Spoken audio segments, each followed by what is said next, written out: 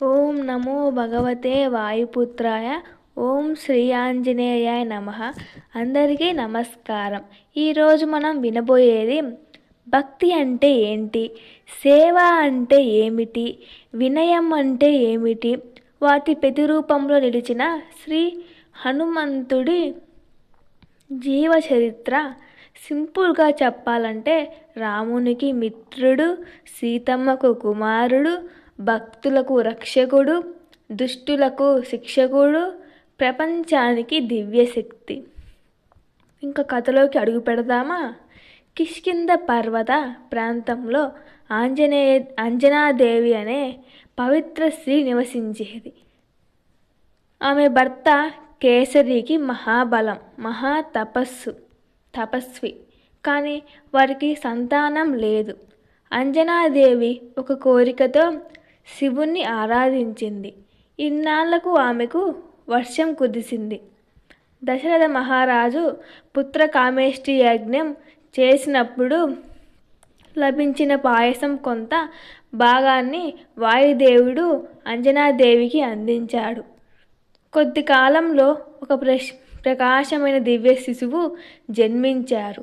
అతడే మన హనుమంతుడు. దేవతలందరూ ఆశీర్వదించారు. వాయుదేవుడు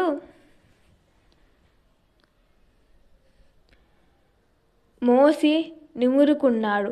శివుని అంశగా ఆయన అవతరించాడు. ఒకరోజు ఉదయం చిన్న హనుమంతుడు సూర్యుని పండుగ భావించి ఆకాశంలోకి దూకాడు. దేవతలంతా దిగ్భ్రాంతి చెందారు. ఇంద్రుడు వజ్రాయుధంతో దెబ్బ కొట్టాడు. హనుమంతుడు పడిపోయాడు. వాయుదేవుడు కోపంతో గాలిని ఆపేశాడు. ప్రపంచం ఊపిరి పీల్చుకోలేక కష్టపడింది. దేవతలు వచ్చి క్షమాపణలు చెప్పారు. మరి ఇలా వరాలు కూడా ఇచ్చారు. అపార శక్తి, అమరతత్వం, యుద్ధంలో అజేయుడు, భక్తులకు రక్షకుడు. కానీ ఒక శాపం వల్ల తన శక్తిని తానే మర్చిపోతాడు. గుర్తు చేస్తానే గుర్తుపడతాడు. ఇది తర్వాత కథలో ముఖ్య పాత్రగా పోషిస్తుంది. హనుమంతుడు ఋషుల వద్ద వేదాలు, వ్యాకరణ, యోగయుద్ధాలు, విద్యలు అన్నీ నేర్చుకున్నాడు. కానీ అతని గొప్ప విద్యా వినయం అతన్ని ఎప్పుడూ తనకు గొప్పవాడి అని చెప్పుకోలేదు. వానరుల రాజుల్లో వాలి, సుగ్రీవు అన్నదమ్ములు విభేదాలతో సుగ్రీవుడు అడవుల్లో దాక్కున్నాడు.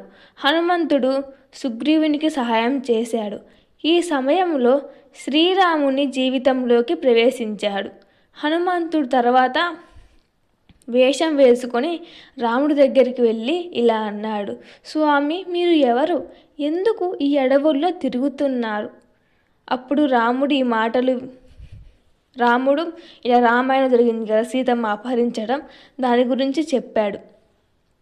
రాముడు మాటలు విన్న క్షణంలోనే హనుమంతుడు హృదయంలో భక్తితో నిండిపోయింది. ఆయన వంగి నమస్కరించాడు. ఇకపై నా శ్వాస, నా జీవితం అన్నీ మీకే చెందాయి స్వామి అని అన్నాడు. అప్పుడు రామభక్త హనుమంతుడిగా జన్మించాడు. సీతమ్మను రావణుడు లంకాకు తీసుకెళ్ళాడు. ఆమెను కనుగొనాల్సింది బాధ్యత హనుమంతుడిపై పడింది. అప్పుడు జాంబవంతుడు గుర్తు చేశాడు: నీ శక్తి అపారం హనుమంత. అప్పుడు హనుమంతుడు పర్వతంపై నిలబడి రాముని పేరుతో ఒక దూకుడుతో సముద్రం దాటాడు. లంకలో చిన్న వానర రూపంలో తిరుగుతూ చివరికి అశోక వాటికలో సీతమ్మను చూస్తాడు. సీతమ్మ బాధతో నిండిపోయి ఉన్నారు. హనుమంతుడు నమస్కరించి: అమ్మా, రాముడు త్వరలో వస్తాడు, మీరు భయపడొద్దు, సీతమ్మకు చూడమని ఇచ్చి పంపింది. తర్వాత హనుమంతుడు లంకలో రాక్షసుల గర్వాన్ని ఛిద్రం చూశారు. హనుమంతుడు తోకకు నిప్పు పెట్టారు. అప్పుడు హనుమ అటు ఇటు తిరుగుతూ లంకకు నిప్పు పెట్టాడు. లంకా నగరం జ్వాలలో మునిగింది. యుద్ధంలో లక్ష్మణుడు మూర్ఛపడ్డాడు. సంజీవని ఔషధం కావాలి అని హనుమంతుణ్ణి హిమాలయాల్లోకి వెళ్ళి మొత్తం వెతికాడు, కానీ ఔషధం గురించి మర్చిపోయాడు. ఎంత తిరిగినా అది అనిపించదు. తర్వాత మొత్తం పర్వతాన్ని ఎత్తుకొచ్చాడు. అలా లక్ష్మణుడి ప్రాణాలు కాపాడాడు. తర్వాత రామ పట్టాభిషేక సమయంలో రాముడు అన్నాడు, నీలాంటి భక్తుడు నాకు లేడు హనుమంత.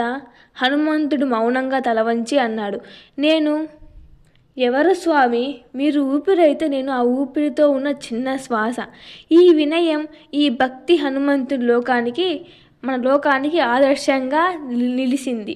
హనుమంతుడి గుణాల నుంచి మనం ఏమి నేర్చుకోవాలి అంటే భక్తి, ధైర్యం, బలం, వినయం, సేవాభావం, సత్యనిష్ట, గురుభక్తి, ధర్మనిష్ట, సమర్పణ భావం, కోప నియంత్రణ, స్థిరబుద్ధి, కరుణ. అతడు ఇప్పటికీ హనుమంతుడు ఇప్పటికీ బ్రతుకున్నాడని నమ్మకం. ఎక్కడ రాముని పేరు వినిపిస్తే అక్కడ హనుమంతుడు ఉంటాడు. హనుమంతుడు మనకు చెప్పేది ఒక్కటే, స్వార్థం లేకుండా సేవ చేయాలి, దైవంపై విశ్వాసం ఉండాలి, వినయం మన గొప్ప బలం. చివరిగా అందరం కలిసి చెప్పిద్దాం, జై శ్రీరామ్, శ్రీరామ జయ రామ జయ జయ రామ, ఓం శ్రీ హనుమతే నమః. ఇంతటితో మనకు హనుమంతుని చరిత్ర ముగిసింది. ఇంకా ఎన్నో భగవత్ చరిత్రల గురించి భగవద్గీత, భాగవతం, మహాభారతం, రామాయణం కూడా చెప్పుకున్నాం. అలాగే జ్యోతిర్లింగాలు, శక్తిపీఠాలు కూడా తెలుసుకున్నాం. సో ఇంకెన్నో మహాపురాణ గాథలు తెలుసుకోవడానికి మన ఛానల్ని సబ్స్క్రైబ్ చేయండి. Thank you for watching. Please share and subscribe and like.